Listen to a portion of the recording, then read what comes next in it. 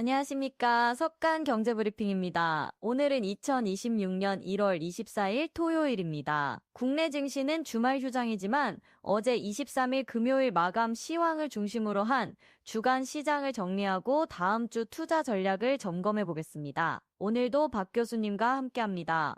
안녕하세요. 네, 안녕하세요. 어제 코스피가 4,990.07로 0.76% 상승하며 5,000포인트 코앞까지 왔습니다. 하지만 미국 시장에서는 인텔 실적 쇼크로 반도체주가 크게 흔들렸는데요. 박 교수님, 어제 시장을 한 문장으로 정리하면 어떻게 표현할 수 있을까요? 로봇의 환희, 반도체의 실현이라고 표현하고 싶습니다. 국내에서는 로봇 관련주들이 폭발적인 상승세를 보이며 코스피를 5천선 근처까지 끌어올렸지만 미국에서는 인텔이 17% 급락하며 반도체 섹터 전체에 경고음을 울렸습니다. 이 두 가지 상반된 흐름이 투자자들에게 중요한 메시지를 던지고 있습니다. 상반된 흐름이라는 표현이 정확하네요.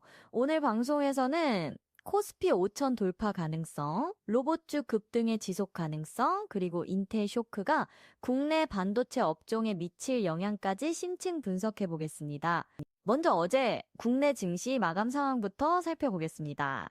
코스피는 4,990.07로 0.76% 올랐고 코스닥은 993.93으로 2.43%나 급등했습니다. 특히 코스닥 상승률이 눈에 띄는데요. 맞습니다. 코스닥의 2.43% 상승은 최근 몇 달 중 가장 강력한 상승세입니다. 이는 중소형주, 특히 로봇과 바이오 섹터로 자금이 집중되고 있다는 신호입니다. 거래대금도 코스피가 15조 원을 넘어서며 투자 심리가 상당히 개선된 모습을 보였습니다. 코스피가 5,000포인트까지 불과 10포인트도 남지 않았습니다. 하지만 일각에서는 코스피 5,000은 착시라는 지적도 나오던데요. 그 우려도 일리가 있습니다. 현재 코스피를 끌어올리고 있는 주역이 극소수 대형주와 테마주에 집중되어 있기 때문입니다. 삼성전자는 15만 2,100원으로 마이너스 0.13% 소폭 하락했고 SK하이닉스는 76만 7천원으로 1.59% 올랐습니다. SK하이닉스는 상승했지만 삼성전자는 주춤했군요. 네, 이것이 중요한 포인트입니다. 시가총액 1위인 삼성전자가 힘을 못 쓰는 상황에서 지수만 5천을 돌파한다면 그것은 건강한 상승이 아닙니다. 더구나 미국에서 인텔 쇼크가 터졌기 때문에 다음 주 초반 반도체주 변동성이 확대될 가능성이 높습니다. 그렇다면 코스피 5천 돌파 시점을 어떻게 전망하십니까? 기술적으로는 다음 주 월요일이나 화요일에 돌파 가능합니다. 하지만 중요한 것은 돌파 그 자체가 아니라 돌파 이후 지속 가능성입니다. 외국인과 기관의 매수세가 동반되지 않으면 단기 돌파 후 다시 되돌림을 겪을 수 있습니다. 어제 외국인은 3천억 원가량 순매수했지만 이것이 지속적인 추세인지는 좀 더 지켜봐야 합니다. 어제 시장을 주도한 섹터를 살펴보겠습니다. 가장 화제가 된 것은 역시 로봇주였죠? 맞습니다. 로봇 관련주들이 문자 그대로 폭발했습니다. 다만 흥미로운 점은 양극화 현상입니다. 휴릴로봇은 15,000이 180원으로 마이너스 28.93% 폭락했습니다. 반면 뉴로메카는 12만 1,700원으로 보합을 유지했고요. 휴리 로봇이 거의 30% 가까이 떨어졌네요. 무슨 일이 있었습니까? 전형적인 급등 후 차익 실현 매물 출회입니다. 휴레로봇은 최근 한 달간 4배 이상 폭등했던 종목입니다. 뉴스에서도 1년 만에 4배 폭등이라는 표현이 나왔는데 이런 급등 종목은 언제든 급락 리스크를 안고 있습니다. 단기 투자자들이 지금 안 사면 늦는다는 심리로 뛰어들었다가 고점에서 물리는 경우가 많습니다. 그럼 로봇주 투자는 위험하다는 말씀이신가요? 아닙니다. 로봇 산업 자체는 분명 성장 산업입니다. 문제는 종목 선택과 타이밍입니다. 뉴스에서 본 게임은 지금부터 라는 표현을 썼는데 저도 동의합니다. 다만 복병은 중국의 공습입니다. 중국 로봇 기업들이 가격 경쟁력을 앞세워 시장을 잠식할 가능성이 있고 이는 국내 로봇 기업들의 수익성에 부담이 될 수 있습니다. 로봇 ETF로 자금이 몰리고 있다는 뉴스도 있던데요. 네, 개별 종목 리스크를 회피하면서 섹터 전체에 투자하려는 수요가 증가하고 있습니다. 로봇 ETF는 변동성은 크지만 분산 효과가 있어서 중장기 투자자들에게는 괜찮은 선택지입니다. 다만 ETF도 결국 구성 종목들의 평균이기 때문에 섹터 전체가 조정을 받으면 같이 떨어진다는 점은 유념해야 합니다. 바이오 섹터는 어땠습니까? 바이오 섹터도 강세였습니다. 알테오젠이 38만 7,500원으로 4.73% 올랐고 삼천당제약은 36만 원으로 13.74%나 급등했습니다. 삼천 당제약이 13% 넘게 올랐네요. 특별한 이유가 있습니까? 일본 파트너십 관련 뉴스가 나왔습니다. 다만 뉴스에서 그 다이치산 쿄 아닙니다라는 제목이 달렸듯이 시장에서 일부 오해가 있었던 것 같습니다. 투자자들은 공시와 뉴스를 정확히 확인해야 합니다. 바이오주는 특히 뉴스 플레이에 취약하기 때문에 팩트 체크가 필수입니다. 반도체주는 어땠습니까? 국내 시장에서는 양호했습니다. SK하이닉스가 76만 7천 원으로 1.59% 올랐고 삼성전자는 15만 2,100원으로 마이너스 0.13%로 거의 보합권이었습니다. 하지만 미국 시장에서 인텔 쇼크가 터졌기 때문에 다음 주 월요일 시장이 관건입니다. 인텔 이야기는 미국 증시 파트에서 자세히 다루겠습니다. 현대차는 어땠습니까? 현대차는 51만 원으로 마이너스 3.59% 하락했습니다. 자동차 섹터가 전반적으로 약세를 보였는데 이는 글로벌 경기 둔화 우려와 중국 전기차 업체들과의 경쟁 심화 때문입니다. 테슬라도 449.06달러로 마이너스 0.07% 소폭 하락했습니다. 테슬라 관련해서 FSD 보험료 인하 속지 마라는 뉴스가 있던데요. 테슬라가 완전 자율주행 FSD 가입자에게 보험료 인하 혜택을 준다고 발표했지만 일부 전문가들은 이것이 마케팅 전략일 뿐 실제 안전성 개선과는 무관하다고 지적하고 있습니다. 테슬라 공매도로 큰 손실을 본 투자자들의 경고이기도 합니다. 환율 시장을 보겠습니다. 원달러 환율은 1463.26으로 마이너스 0.11% 하락했습니다. 원화가 소폭 강세를 보였네요. 네, 원화가 약간 강세를 보인 것은 외국인 자금 유입과 관련이 있습니다. 다만 1463원이라는 수준은 여전히 높은 편입니다. 작년 이맘때와 비교하면 원화가 상당히 약세인 상태입니다. 1463원이면 수출 기업에는 유리하지 않습니까? 이론적으로는 그렇습니다. 하지만 실제로는 복잡합니다.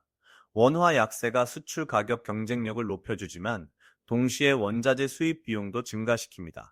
특히 에너지와 반도체 장비처럼 달러로 결제해야 하는 품목들의 비용 부담이 커집니다. 또한 원화 약세가 지나치면 외국인 투자자들이 한국 자산을 기피하는 요인이 되기도 합니다. 그렇다면 적정 환율 수준은 어느 정도입니까? 시장 컨센서스는 1,400원에서 1,450원 사이를 적정 수준으로 봅니다. 현재 1,463원은 약간 높은 편이지만 미국 금리가 여전히 높기 때문에 당분간 이 수준을 유지할 가능성이 높습니다. 유가는 어떻습니까? WTI 유가는 61.07달러로 2.88% 상승했습니다. 중동 지정학적 리스크와 미국 원유 재고 감소 때문입니다.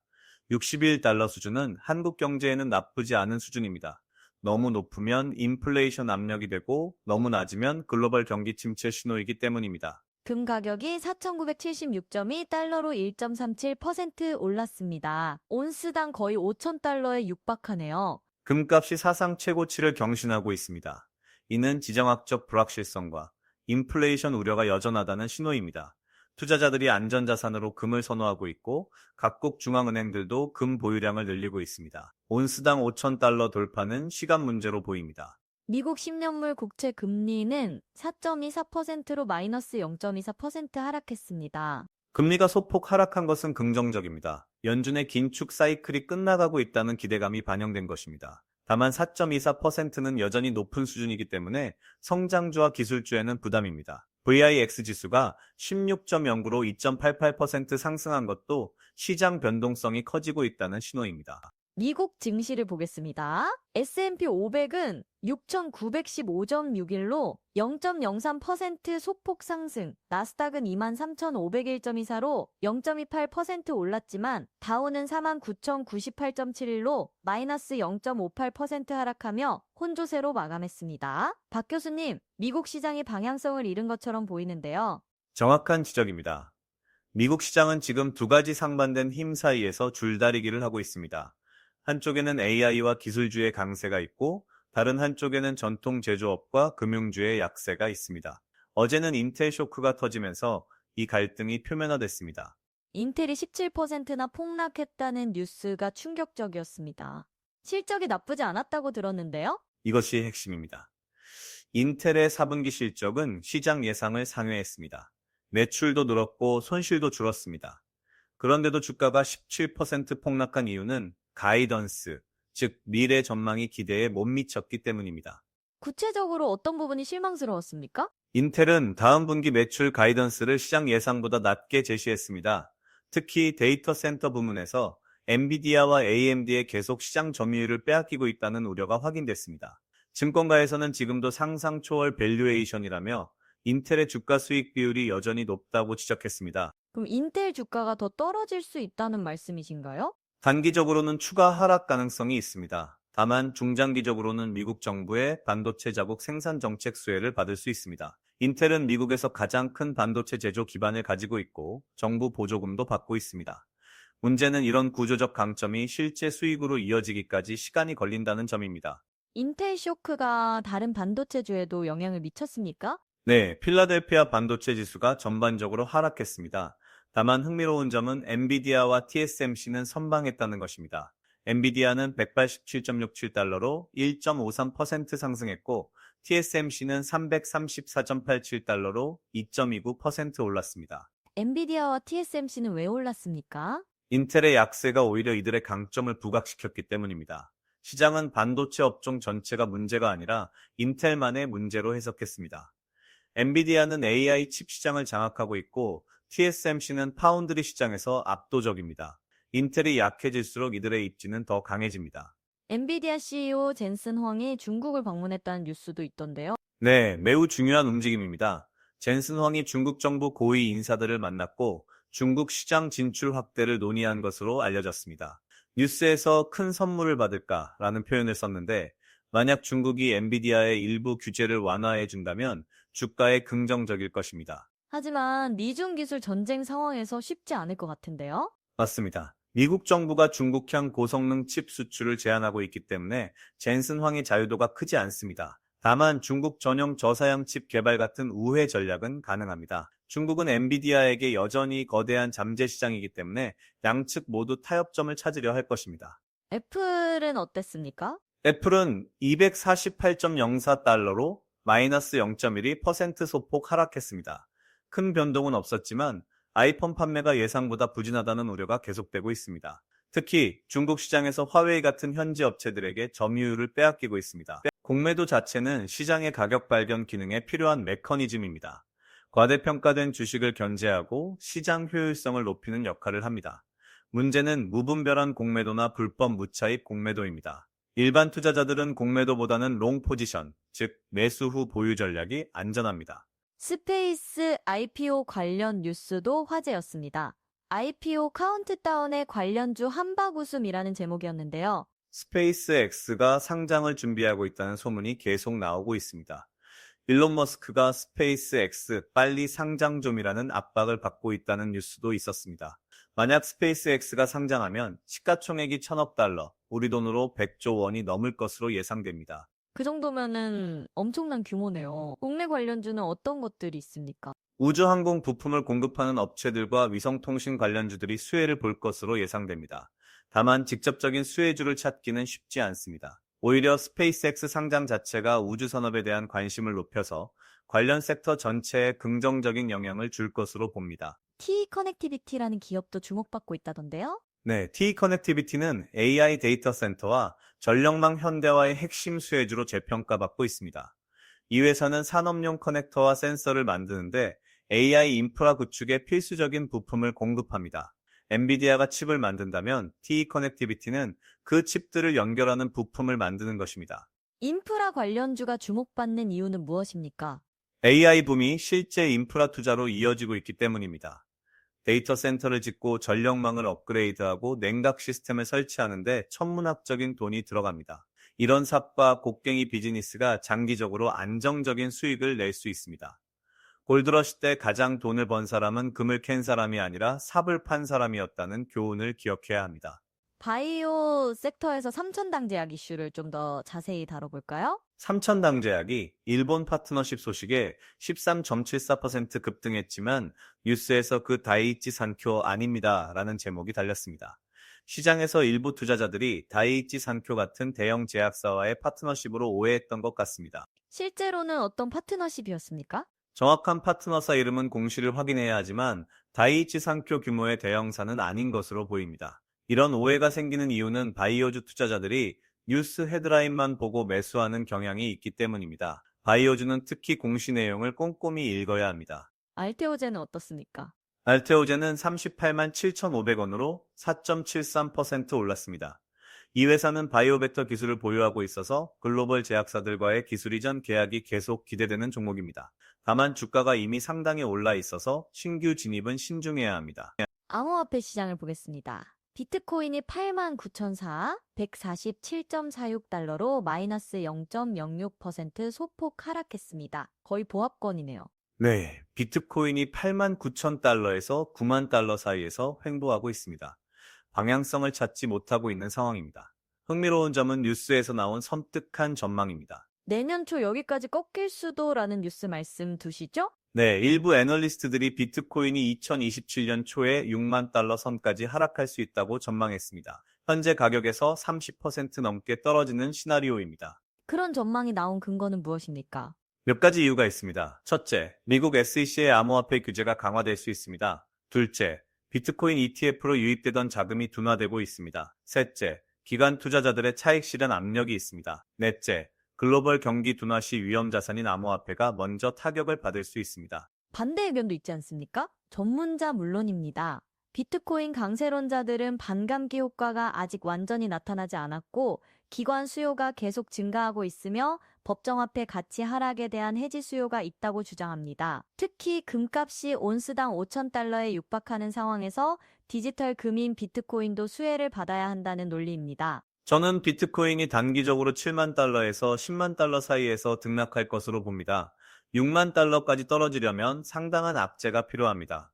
다만 10만 달러를 돌파하는 것도 쉽지 않을 것 같습니다. 결국 횡보장이 이어질 가능성이 높습니다. 암호화폐 투자자들에게 조언한다면? 암호화폐는 변동성이 극도로 높은 자산입니다. 포트폴리오의 5%에서 10% 이내로 제한하고 이뤄도 괜찮은 돈으로만 투자해야 합니다. 지금 안 사면 늦는다는 심리에 휩쓸려 과도하게 투자하면 안 됩니다. 또한 비트코인 외의 알트코인들은 더욱 위험하다는 점을 명심해야 합니다. 몇 가지 흥미로운 글로벌 이슈들을 짚어보겠습니다. 흑백 요리사와 해리포터의 만남은 희극이 될까라는 뉴스가 있던데요. 이것은 엔터테인먼트 업계의 콜라보레이션 관련 뉴스입니다. 넷플릭스의 인기 프로그램과 글로벌 IP의 결합이 성공할지에 대한 이야기인데 투자 관점에서 보면 콘텐츠 산업의 IP 가치에 주목할 필요가 있습니다. 투자와 어떤 연관이 있습니까? 강력한 IP를 보유한 기업들이 장기적으로 안정적인 수익을 낼 수 있습니다. 디즈니, 넷플릭스, 워너브라더스 같은 기업들이 그런 사례입니다. 국내에서도 CJ ENM이나 하이브 같은 엔터테인먼트 기업들이 IP 가치를 키우고 있습니다. 롯데리아보다 무서운 성장, 햄버거계의 파키아오라는 뉴스도 흥미롭던데요. 미국에서 급성장하고 있는 햄버거 체인 이야기입니다. 뉴스 제목에서 파키아오라는 표현을 썼는데 작지만 강하다는 의미입니다. 투자 시사점은 외식 산업에서도 혁신적인 비즈니스 모델이 빠르게 성장할 수 있다는 것입니다. 국내 외식 관련주에도 영향이 있을까요? 직접적인 영향은 제한적이지만 외식 산업의 트렌드 변화를 보여주는 사례입니다. 고급화와 차별화 전략이 성공할 수 있다는 것을 보여줍니다. 국내에서도 프리미엄 외식 브랜드들이 주목받고 있습니다. IPO 시장은 어떻습니까? 덕양에너젠이 코스닥에 상장했다는 뉴스가 있던데요. 네, 올해 1호 상장 수소기업 덕양에너젠이 코스닥에 입성했습니다. 수소경제는 정부가 육성하는 미래 산업이지만 수익성 확보까지는 시간이 걸립니다. IPO 투자는 기업의 기술력과 사업 모델을 꼼꼼히 분석해야 합니다. IPO 투자 시 주의사항은 무엇입니까? 첫째, 공모가가 적정한지 확인해야 합니다. 둘째, 상장 후 단기 급등을 노리기보다는 기업의 장기 성장성을 봐야 합니다. 셋째, 수요 예측 경쟁률만 보고 투자하면 안 됩니다. 넷째, 상장 후 초기 변동성이 크므로 여유 자금으로 투자해야 합니다. 다음 주 주요 일정과 투자 전략을 정리해 볼까요? 다음 주는 매우 중요한 한 주가 될 것입니다. 월요일 한국 시장이 열리면 인텔 쇼크의 여파가 어떻게 나타날지 주목해야 합니다. 삼성전자와 SK하이닉스의 주가 움직임이 코스피 5천 돌파의 열쇠가 될 것입니다. 미국 시장에서는 어떤 일정이 있습니까? 다음 주에 미국 빅테크 기업들의 4분기 실적 발표가 예정되어 있습니다. 마이크로소프트, 애플, 메타, 아마존 등이 실적을 발표합니다.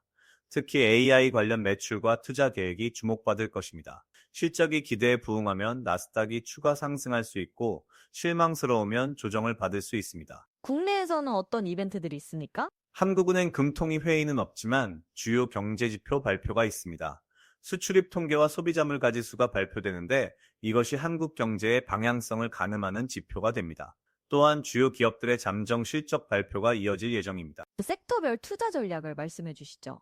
먼저 반도체 섹터입니다. 인텔 쇼크로 단기 변동성이 확대될 것으로 보이지만 중장기적으로는 AI 반도체 수요가 견조합니다.